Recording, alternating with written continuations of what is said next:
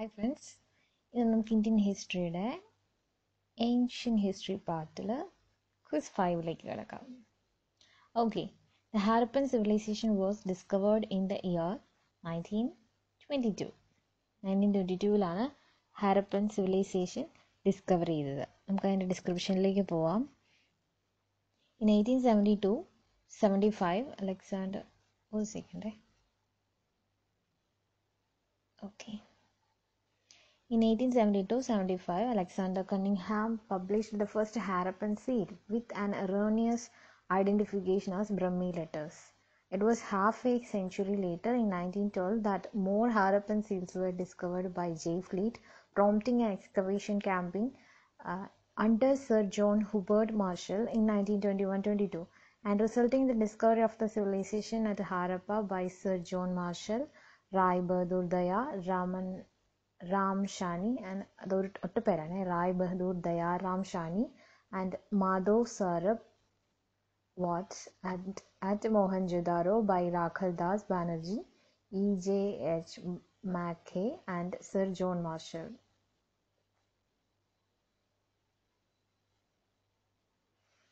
So, ഇത്രേ ഉള്ളൂ. Harappan civilisation കണ്ടുപിടിച്ചത് 1921-22 ആ ടൈമിങ്ങിലാണ്, ആ ഇയറിലാണ്.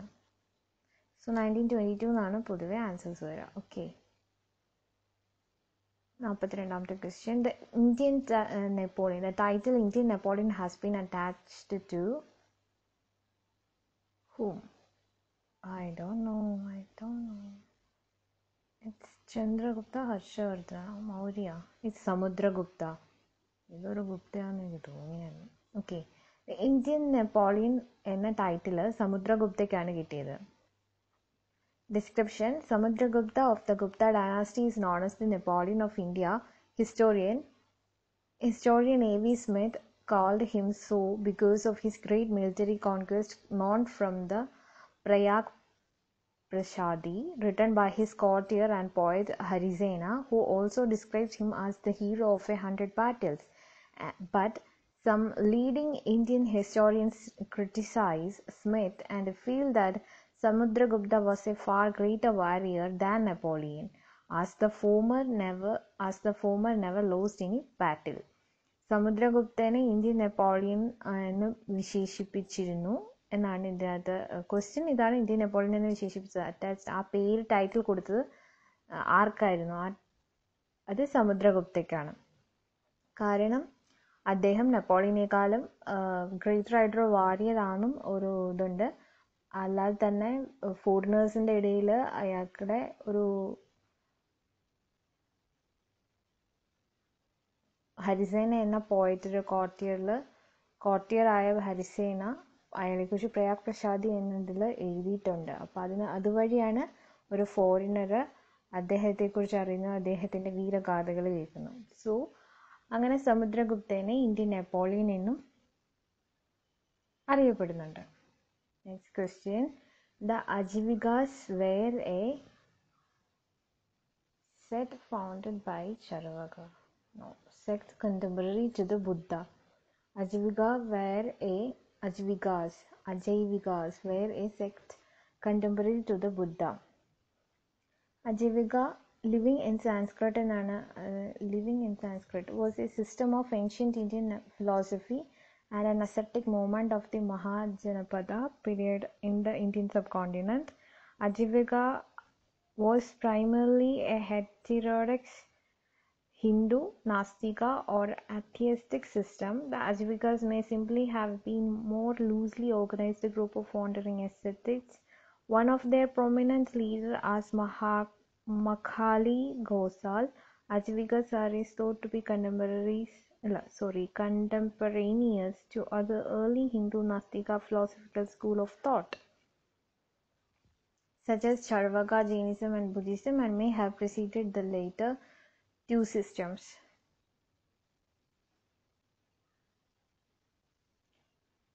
So the question is, the Ajivikas were a dash.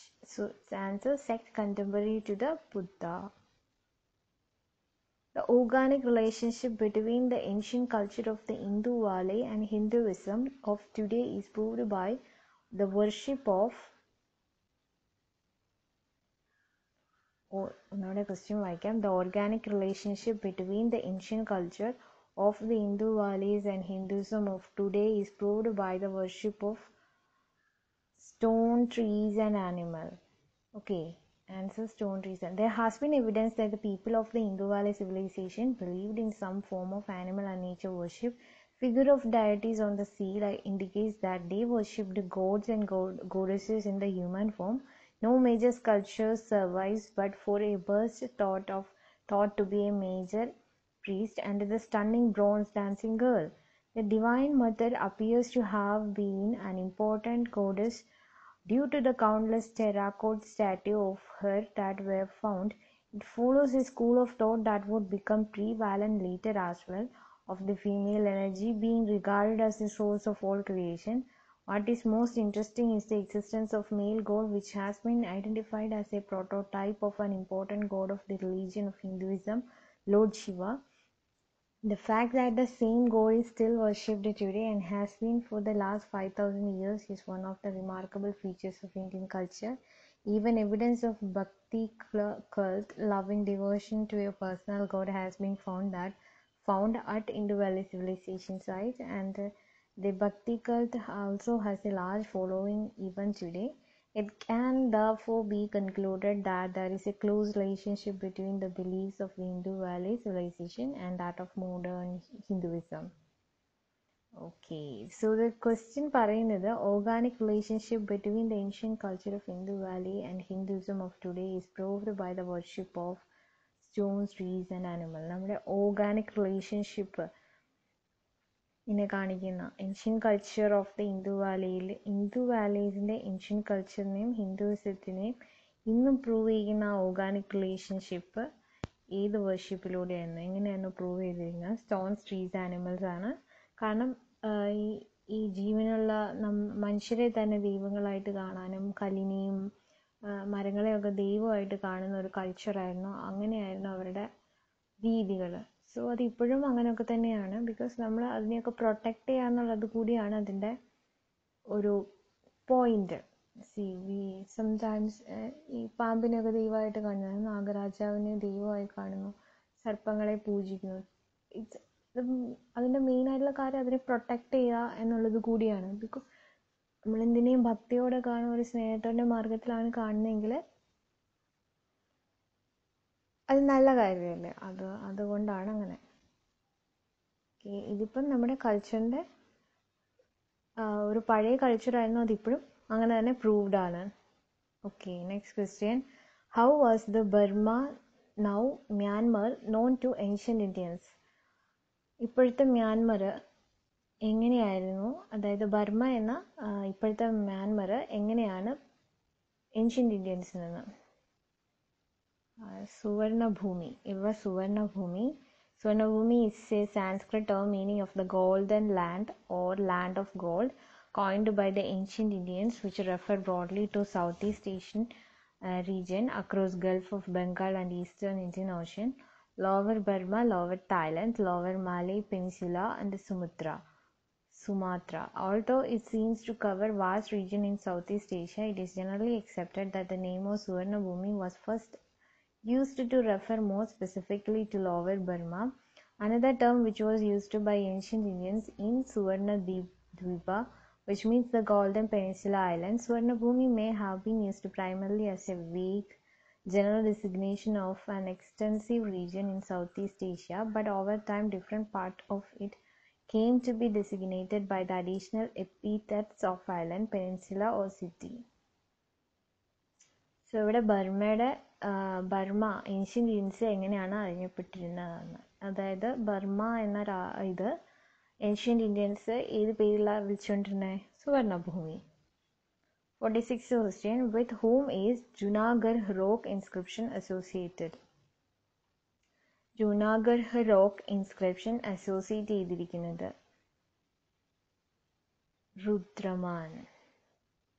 രുദ്രദാമൻ. Okay, Junagarh rock inscription associate ചെയ്തിരിക്കുന്നത് രുദ്രദാമനെയാണ്. ഡിസ്ക്രിപ്ഷനാണ് Junagadh rock inscription.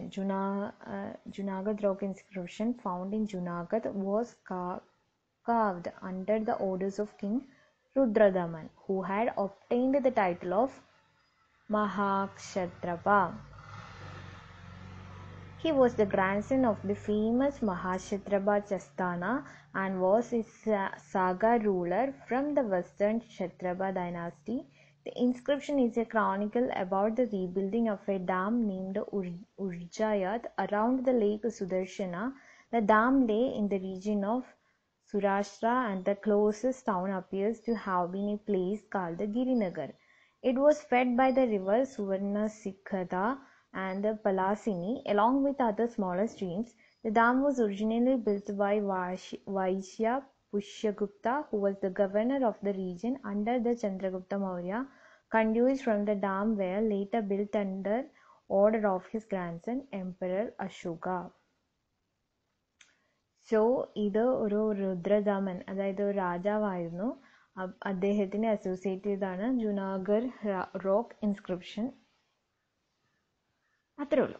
Okay, next question. Nalanda University was a great center of the learning, especially in Buddhism, right?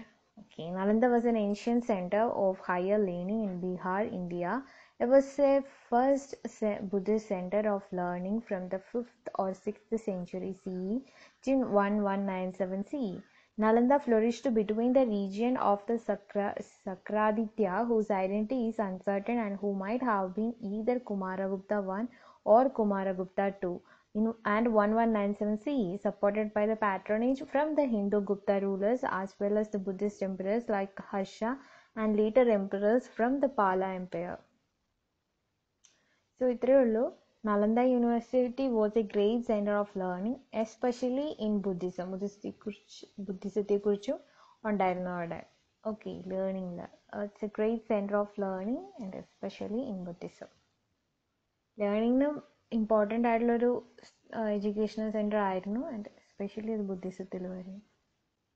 Radhas of Mahabalipuram was built during the region of the Rathas of Mahabalipuram. Rathas alla, the Rathas of Mahabalipuram was built during the region of Pallavas. Okay, the city of Mahabalipuram was largely developed by the Pallava king Narasimhavarman I in the 7th century.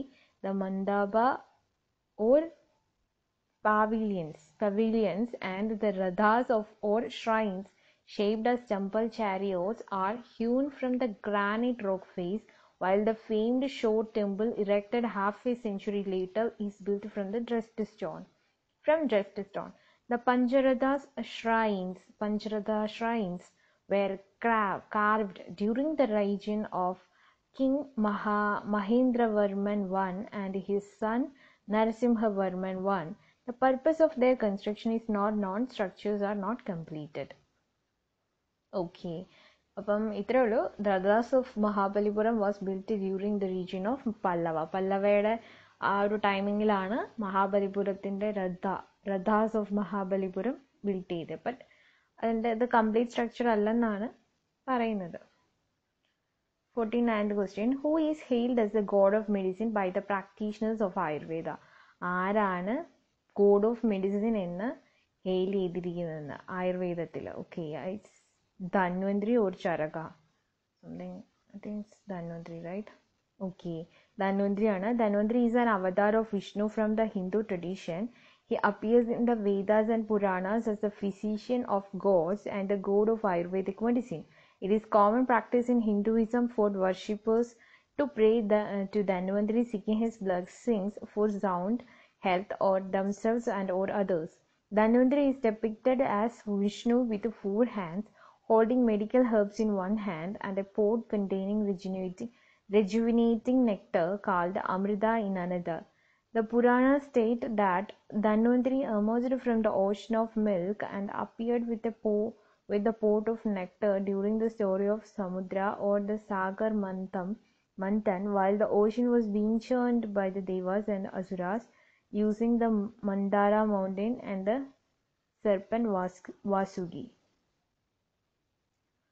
So ഇതാ കഥയാണ്.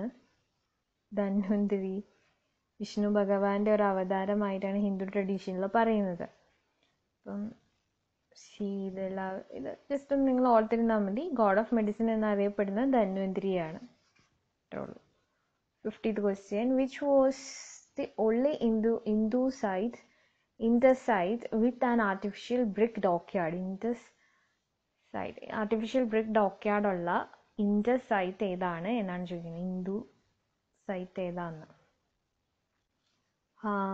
It's Harappa, Mohenjodaro, Harappa. ലോത്തലാണ് artificial brick dockyard ഉള്ള ഒരേ ഒരു Hindu site. Okay അപ്പം ഇന്നത്തെ ഇവിടെ തീർന്നു. ഇനി നെക്സ്റ്റ് വീഡിയോയിൽ കാണാം. Thank you. Have A nice day.